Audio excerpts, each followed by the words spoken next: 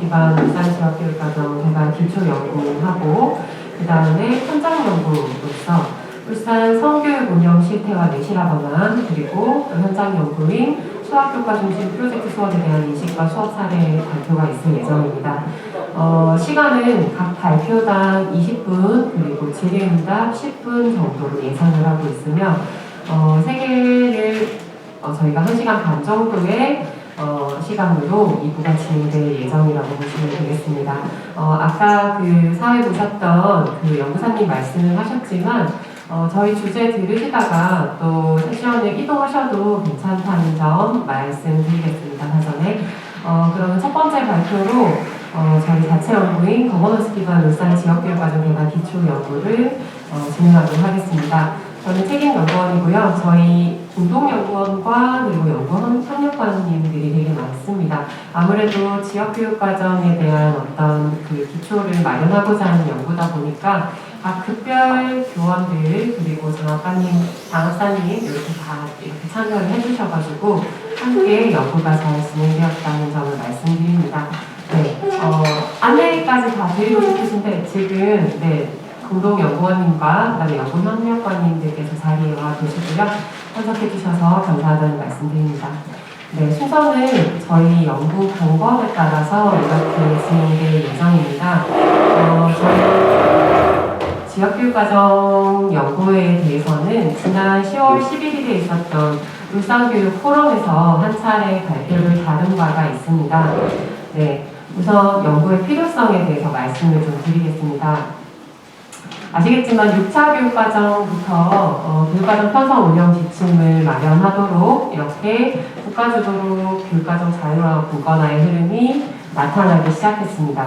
그런데 그런 흐름 자체는 뭔가 세계적인 흐름이나 전체적인 방향이 잘 맞아갔으나 이게 아무래도 국가가 주도하다 보니까 문서상으로만 이렇게 수준을 나누는 것으로 조금 그치고 대부분은 국가가 만들어준 교육과정이 교과서를 따라서 학교에서 실행되는 그런 형태로서 문서상에서는 잘 구분되도록 이렇게 내려왔었다 하지만 실제로는 국가교육과정 외에 무엇이 있었나라고 말할 수 있을 것 같습니다. 그런데 최근 10년간 그 혁신학교를 중심으로 해서 학교 현장에서 이제 학교만의 그 철학을 만들고 그 철학에 맞는 교육과정을 운영해 보고자 하는 어떤 자율성을 요구를 하기 시작했고 그런 어떤 요구에 대응하는 방향으로 일부 지역들에 한해서는 지금 울산과 같은 편성 운영 지침을 넘어서는 지역교육과정, 지역의 특색을 갖춘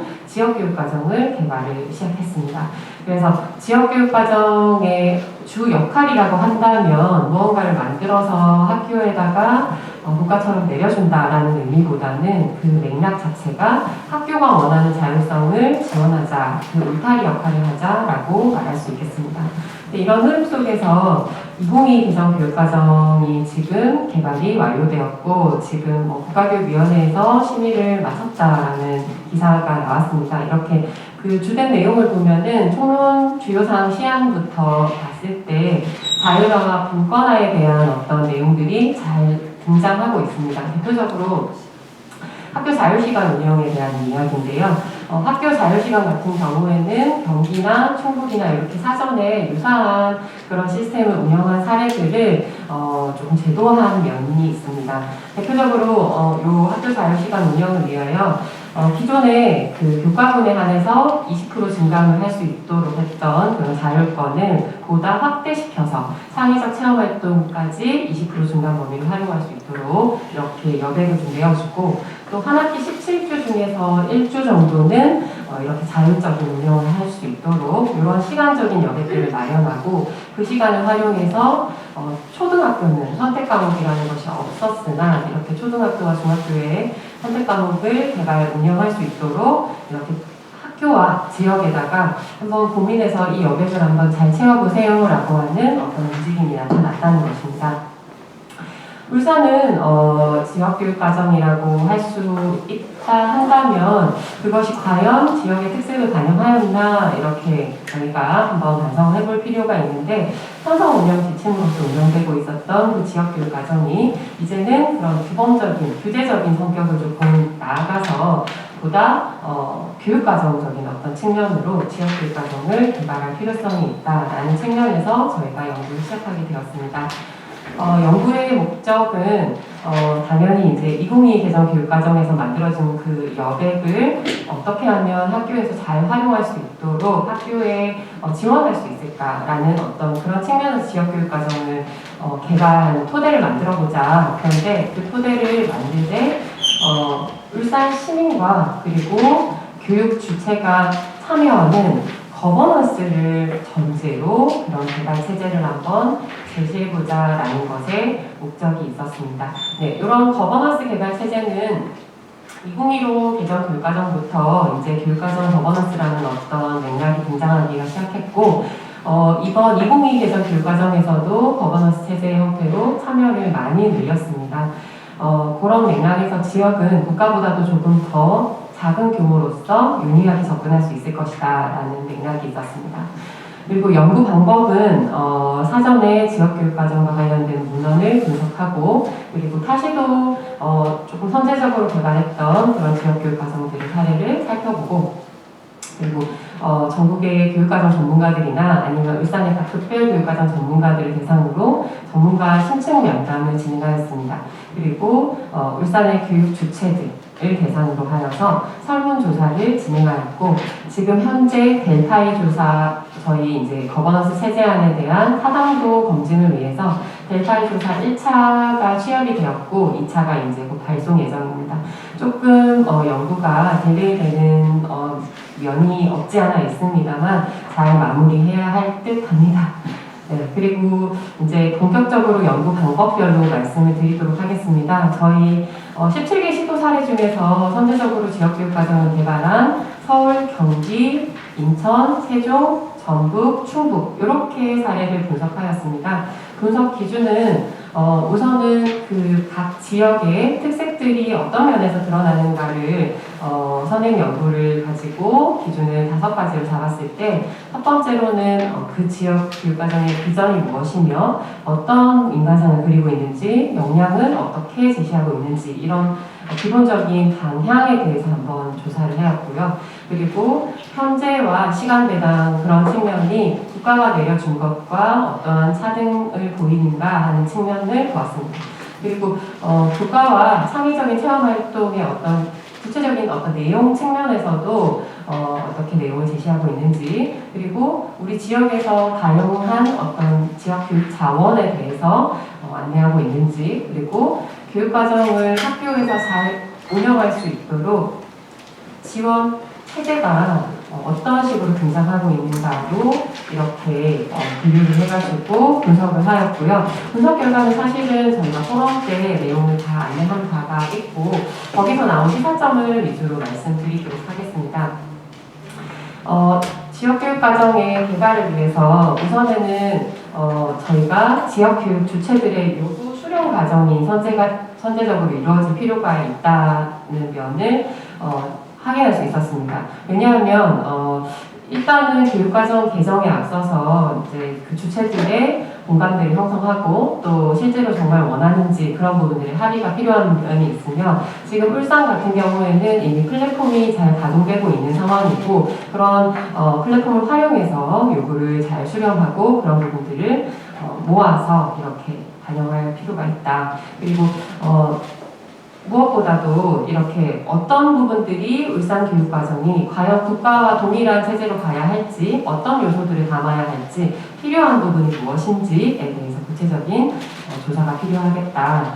그러고 나서 비로소 전문가들의 전문적인 어떤 분석 과정이 이루어져야 마땅하다라는 측면으로 보았고요. 그리고 지역교육 과정들이 이렇게 여러 가지 분석들을 거쳤을 때 총론과 강론 부분의 어떤 연계가 좀 잘 이루어지지 않는 면이 존재하였습니다. 따라서 울산은 그런 부분들에 대해서 조금 주의를 기울이고 총론과 강론에 해당하는 어떤 구조를 울산이 그대로 가져간다면 이렇게 연계성을 조금 강조하고 뿐만 아니라 학교 급간에서도 연계 측면이 지금 강화되고 있고 그 부분이 주요한 문제가 되기 때문에 이것까지도 잘 고려해야 되겠다. 그리고 조금 더 그 지역교육 과정의 역할을 잘 우리가 고려하였을 때 활용성이 높은 지역교육 과정의 어떤 그 틀을 만들어야 되겠다라는 측면으로서 우리가 확인을 할 수 있었습니다. 그래서 각 지역교육 과정마다 어떤 그 체제나 구조가 좀 상이한 면이 있었는데 울산 같은 경우에는 어떻게 울산만의 차별화되는 어떤 형식을 체제를 갖출 것인가라는 고민이 좀 필요할 것이고 조금 더 울산의 학교가 원하는 그런 지역교육 과정이 구체적으로 여백을 조금 더 많이 원하는 부분일지 아니면 4시간 사용할 수 있는 어떤 수업 어떤 자료나 그런 안을 요구하는 것인지에 대한 어떤 그런 내용 부분들이 잘 다루어져야 할 것이다라고 보았습니다. 그리고 무엇보다도 중요한 것은 지역교육과정의 역할이 결국에는 학교를 도와주는 학교 교육과정의 자율성을 보장하는 어떤 역할이어야 한다라는 부분에 초점을 맞춰야 된다라고 보았습니다.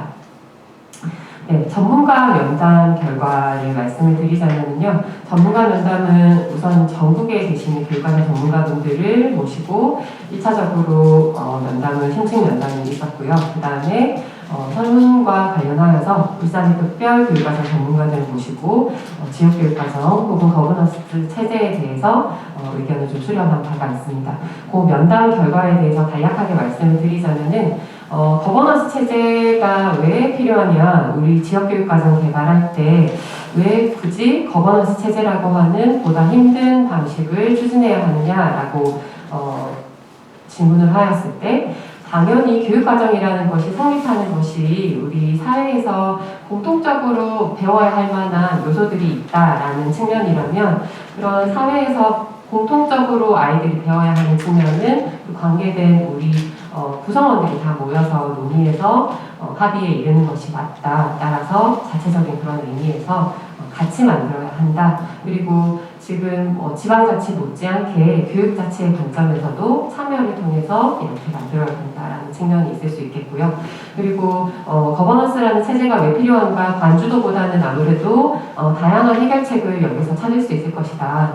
그리고 교육과정의 어떤 공감대를 넓히는 그런 역할을 할 수 있을 것이다. 왜냐하면 참여하는 그 주체들이 모두 다 이렇게 나가서 실행을 할 수 있는 역할을 하기 때문에 그런 부분에서 여러 가지 어떤 실제로 도움이 될 것이다.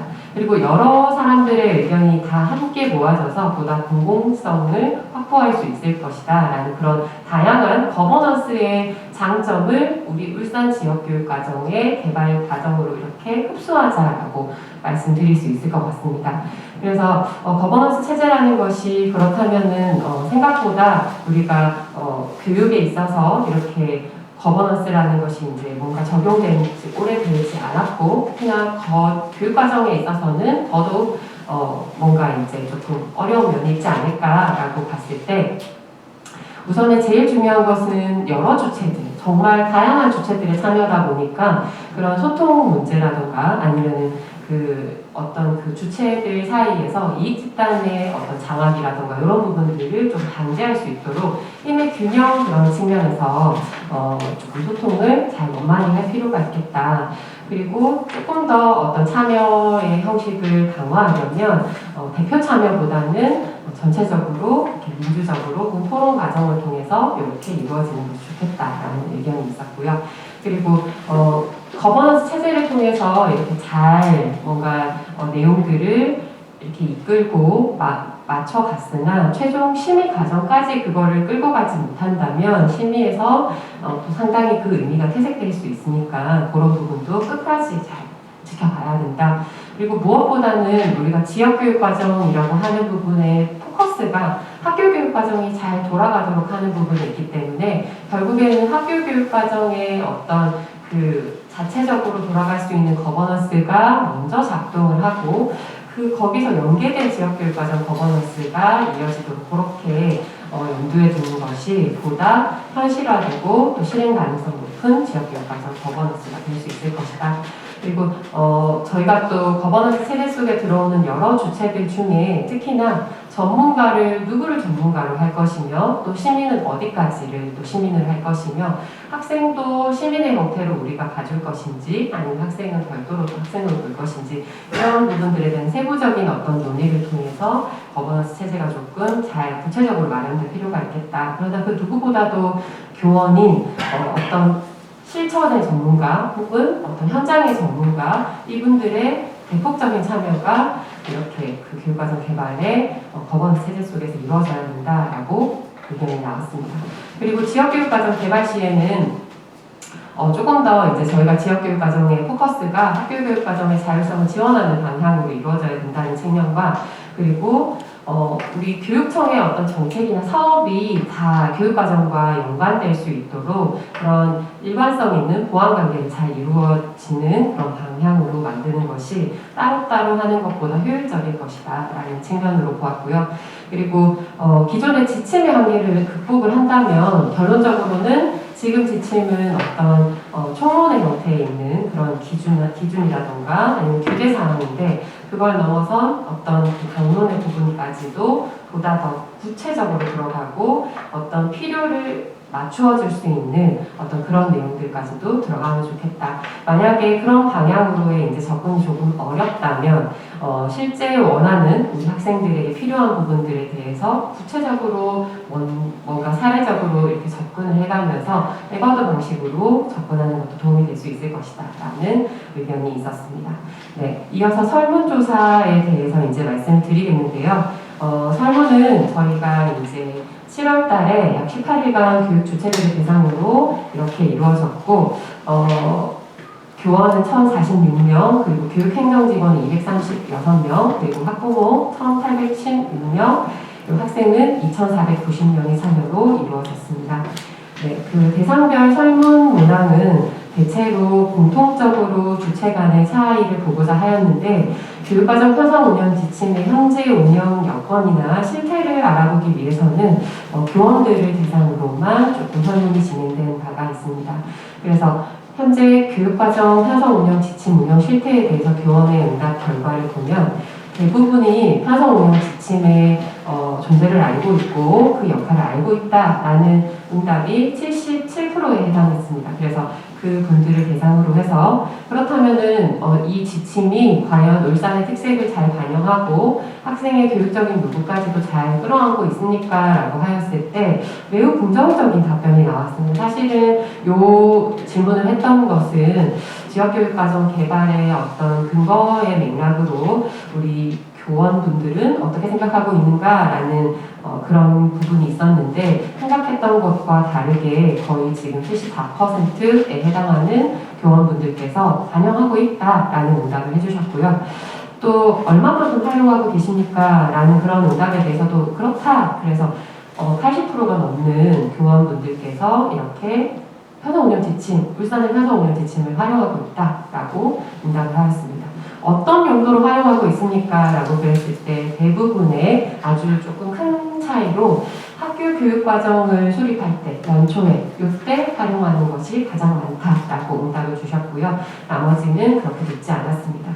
그런데 이제 편성운영 지침상에 그렇다면 문제가 무엇인가, 어떤 면에서 개선이 필요하냐라고 이렇게 물었을 때, 좀 큰 차이는 나지 않았으나 가장 높은 비율이 아까 첫 번째 저희가 여쭈었던 그런 맥락과는 다르게 현장 여건과 동떨어져 있다. 그리고 아까는 이제 울산의 특색을 좀 반영하고 있다는 긍정적인 응답이 나왔음에도 불구하고 현장 여건과 동떨어져 있고 그 다음에 교육 주체의 의견을 반영하지 않았다라는 의견이 조금 1, 2로 높게 나온 편이고요. 이렇게 나온 맥락들을 지역교육과정을 개발할 때 좀 반영해야 되는 그런 내용으로 지금 작성 중에 있습니다.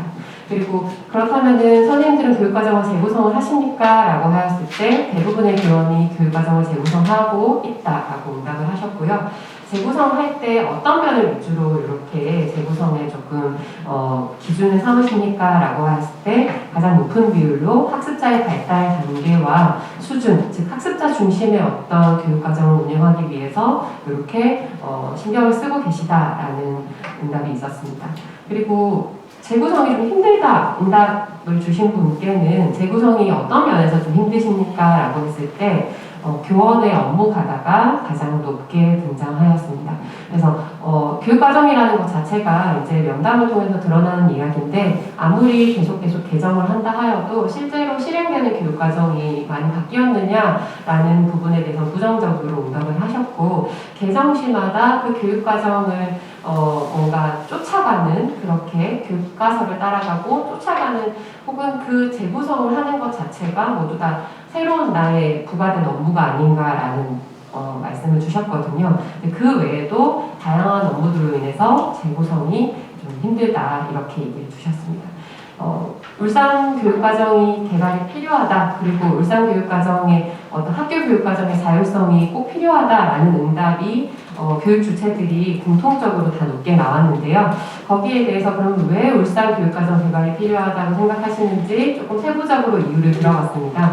지금 보여드리는 화면은 교원들의 응답인데요. 교원은 이렇게 세 가지 정도로 말씀드릴 수 있겠습니다. 지역 여건에 적합한 교육 실현을 해야 되고 또 학습자 중심 교육 그리고 학교 교육 과정의 자율성 증대 이 측면에서 울산 지역 교육 과정이 개발되고 나가야 된다. 교육 행정직 분들에게 말씀을 여쭈었을 때는 조금 유사한 측면으로 이렇게 등장을 했고요. 그리고 학생에게 이렇게 동일한 질문을 하였을 때는 역시 학생은 학생의 미래 역량을 위해서 지역교육과정이 필요하고 또 학생 삶에 기반한 어떤 성장과 발달을 지원하는 그런 측면에서 지역교육과정의 역할을 해야 된다. 그리고 학부모도 마찬가지로 응답을 해주셨습니다. 울산교육과정이 필요하지 않다고 응답한 그 소수의 그 응답자들을 대상으로 왜 그렇게 생각하십니까? 라고 응답률을 보았을 때 교원은 역시나 교사의 업무 부담이 늘 것이다. 국가교육과정 외에 지역교육과정이 추가적으로 내려왔을 때 그 부담이 클 것이다 라고 조금 보는 측면이 있었고요. 반면에 교육행정직의 경우에는 국가교육과정과 울산교육과정이 뭔가 그 혼동스러울 것이다. 그 체계가 어느 것을 쫓아야 할지 그 부분에 대한 학교의 현장의 혼란이 있을 것이고 또 특정 이익 집단에 의한 교육과정 편향성이라든가 아니면 교육 격차 측면에 대해서 우려하는 면이 있었습니다. 학생의 경우에도 교육 격차와 또 학생 이동, 즉 전학을 갈 때의 어떤 그런 부분에 불편하지 않을까 하는 우려가 있었고요. 학부모의 경우에도 교육 격차가 가장 울산교육과정 개발에 있어서 조금 우려사항으로 나타났습니다. 그리고 울산교육과정을 개발할 때 보다 어떤 측면에서 유의를 해야 될지 그 부분에 집중해야 될 포커스가 어디일까요? 라는 질문에 대해서는 앞서서 나왔던 우리 타성 운영 지침의 그 문제점에서도 나왔듯이 현장 적합성이 매우 중요하다. 이번 지역교육과정이라는 건. 그리고 그 누구보다도 교사가 많이 참여해야 되고 또 선행보다도 보다 간소화된 울산교육과정을 원한다라는 응답이 많았습니다. 반면에 교육행정직인 경우에는 현장 적합성이 가장 높게 나왔고 조금 다른 부분에 대해서는 높게 나왔고요. 그리고 학부모님께는 이 동일한 문항에 대해서 여쭈었을 때 역시 현장 적합성이 제일 중요하다. 지역교육과정은 잘 이 실태를 반영할 수 있는, 요구를 반영할 수 있는 교육과정이어야 한다라는 응답이 많았습니다. 그러기 위해서는 우리 교육청은 어떤 정책들을 조금 준비하고 나가야 될까요? 라는 질문에 대해서 교원은 조금 일관되게 응답하고 있습니다. 업무 경감이 가장 선행해야 되고 그리고 무엇보다도 지금 전문적 학습 공동체의 형태로 잘 운영되고 있는 그런 것을 교육과정에도 확대하여서 교사의 협력 문화나 아니면 교육과정 학습 공동체를 좀 활성화해서 그런 분위기 하에서 함께 나가야 된다라는 맥락이 있었습니다. 그리고 교육행정직의 경우에는 학생과 학부모님께서도 같이 교육과정에 대해서 이해하고 나아갈 수 있도록 그런 부분에 대해서 도와줘야 된다라는 측면이 있었고요. 그 다음에 학부모님에 대해서도 동일한 응답을 확인할 수 있었습니다. 저희가 거버넌스를 전제하고 어느 정도의 참여를 각 주체별로 이렇게 이끌고 해야 할지에 대해서 설문을 통해서 대략 한번 조사를 해보았는데요. 현재 지금 현장운영 지침 혹은 학교 교육과정 개발에 있어서 학교 교육과정 개발 과정에 어느 정도의 참여를 하고 계신지에 대해서 0은 전혀 참여하지 않았을 때, 10은 아주 적극적으로 참여한다라는 느낌을 가지셨을 때에 수치로서 0과 10 사이의 수치를 기재해 주십시오 하였는데 학부모님은 평균 4.37을 응답해 주셨고 학생은 5.53을 응답해 주었고요. 교육행정직은 2.64로 아주 낮게 나왔습니다. 그리고 교원은 5.66으로 나타나서 학생과 교원에 관해서는 과반을 조금 넘었다, 이 정도의 참여를 하고 있다라는 느낌을 갖고 있다라고 말할 수 있겠습니다. 이 수치는 살짝 기억을 해주시면 지금 다음부터 나오는 참여 희망하는 그 수치와 비교를 할 수가 있습니다. 그래서 그렇다면은 앞으로 울산 지역교육과정 개발을 할 때 각 주체가 교원의 대상으로 해서 그러면 이 교육과정 연구자와 시민, 교육행정직, 학생, 학부모, 교원 이분들이 어느 정도로 참여해야 될지 교원의 생각을 한번 적어주세요 라고 하였을 때 교원은 역시 교원이 가장 많은 참여 8.8만큼의 큰 참여를 해야 된다라고 응답을 주었고요. 교육과정 연구자도 6.24 정도, 그리고 학부모가 가장 조금 낮게 나온 면도 다른 어떤 교원에 있어서의 그런 어떤 부담이 작용하지 않았을까라는 측면으로 해석할 수가 있습니다. 그리고 교육행정직 분들에게 물었을 때도 역시나 교원이 많은 참여를 해야 된다. 그리고 못지않게 교육과정 연구자와 이렇게 교육행정직 분들과 학생도 이렇게 다 참여를 해야 된다라는 응답이 있었고요. 학생에게 물었는데 학생이 가장 많은 참여를 해야 된다라는 응답을 해주었습니다. 학생이 아까 5점에 약간 상회하는 그 정도의 참여를 보였는데 그보다 많은 참여를 원하고 있고 학생이 가장 많은 참여를 해야 된다라는 것을 확인할 수 있었습니다. 학부모님의 경우에도 교원과 그리고 교육과정 연구자 그리고 학생이 많은 참여를 해야 된다라는 응답을 해주었습니다. 현재 진행되고 있는 델파이 조사다 보니까 그 결론이 많지는 않은데요.